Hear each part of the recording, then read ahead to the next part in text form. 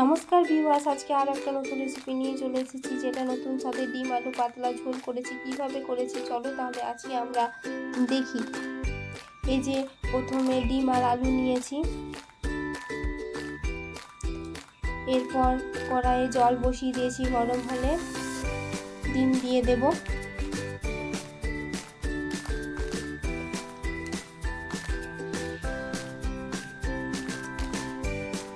এরপর একটু নুন দেবো সেদ্ধ হওয়ার জন্য। এবারে ঢাকা দিয়ে দেব।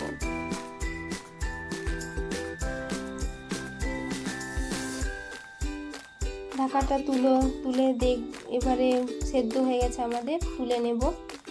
এরপর কড়াই বসিয়ে দিয়েছি, তেল দিয়েছি 2 চামচ। তাতে ডুমু করে আলু কাটা আছে, সেটা ভেজে নেব।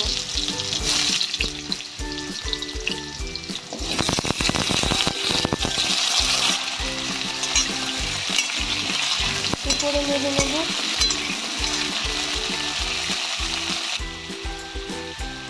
এখানে নুন দেব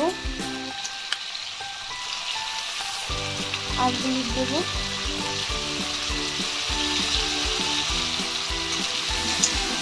এখানে নেড়ে নেব, ভালো করে ভেজে নেব আলুটাকে।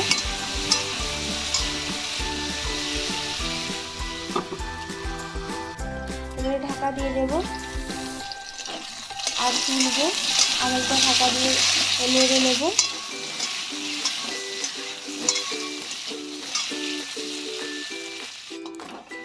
আরেকবার ঢাকা দিয়েছি, এবার আরেকবার নেড়ে নেব।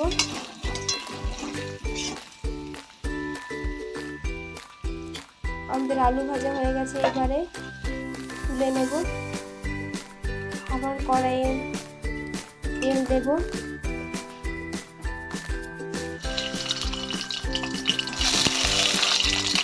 এরপর ডিমগুলো ভেজে নেব।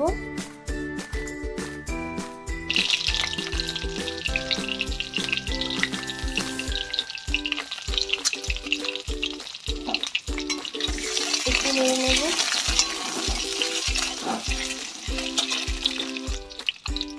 তাতে নুন দেব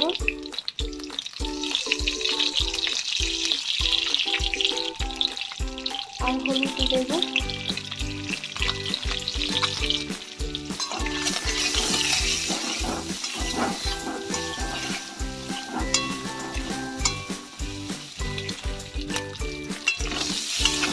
নেড়ে নেব।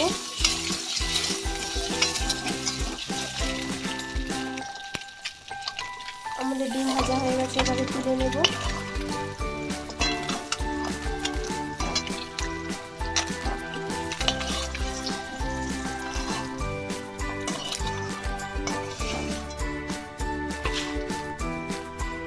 আরও কড়াইয়ে 2 চামচ তেল দিয়েছি, আর তেজপাতা দেব।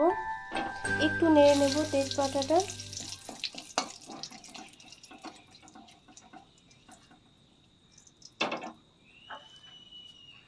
এবার পেঁয়াজ কেটে নিয়েছি, পেঁয়াজ দিয়ে দেবো। এটা দিয়ে একটু নেড়ে নেব পেঁয়াজের সাথে।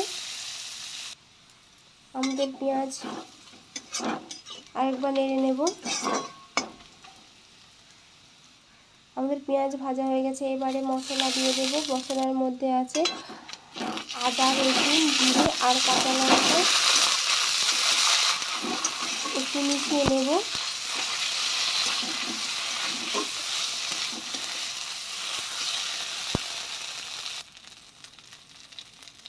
হলুদ দেব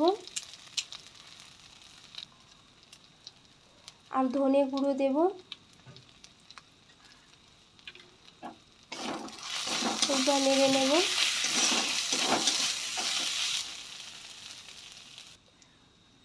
এবারে টমেটো দেব, আরেকবার নেড়ে নেব।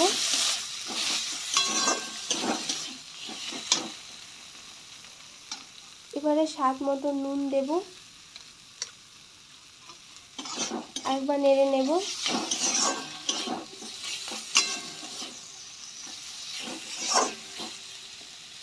এবারে একটু জল দেব।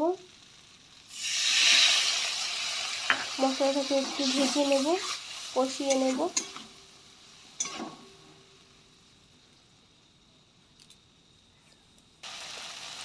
আমাদের মশলা এই যে কষানো।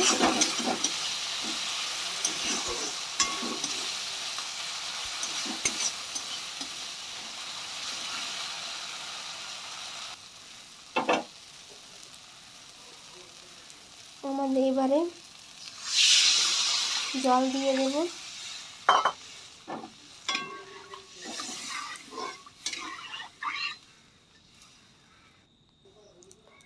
আমাদের ঝোল ফুটছে, এবারে ডিম আর আলু দিয়ে দেব, আর এবারে একটু নেড়ে নেব আর ঢাকা দিয়ে দেব।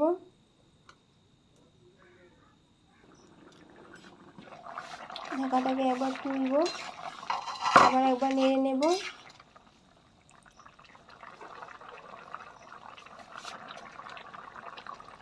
গরম মশলা দিয়ে দেব।